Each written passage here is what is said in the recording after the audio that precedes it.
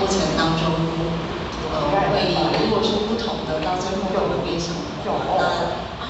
频率，对频率的会假设说，像他有讲分享，就是有一个就是一个老大，然后后来呢，他去菜市场，然后也都改变了。对，好，谢谢。那个这位钱璇说，他听到我们讲师讲的，让他最印象深刻就是那个摆钟频率有没有？这个就是频率。如果我们常常回到佛堂，咱常常回来佛堂，咱佛堂的人讲的拢好听话，拢讲迄个娱乐的话，拢讲话拢较好听对无？做讲人较爱听的话，咱是毋是伫遮进步啊？讲话嘛变较好听，有无？咱敢有感觉讲，咱伫佛堂转去迄天吼，对厝内人来讲话拢较温柔，敢有？有无？有吼？无吗？敢有啦，绝对有。为啥物？因为咱伫佛堂这环境，大家拢足慈悲的，咱会学习。咱电传师结行遮尔好，电传对大家安尼讲话嘛足慈悲的。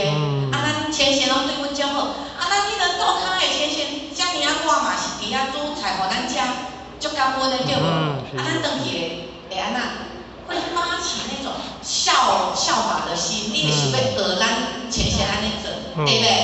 会吼，所以转去就去感冒，慢慢会感觉，今仔讲话可能爱较轻声细碎，对厝内人来讲话爱安那较好听，尽量讲一寡学厝内人的。今仔日结语有流头壳，结语，感谢你甲头壳流甲这清气有无？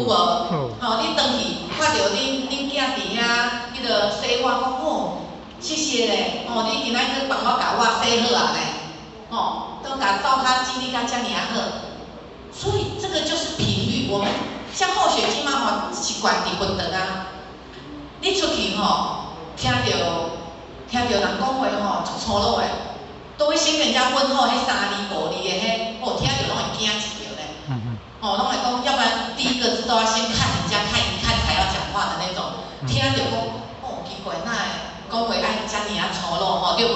因为我们已经习惯了道场的这种比较温煦的环境，大家讲话拢讲鼓励的话。好，那接下来看到这边是安怎算啊？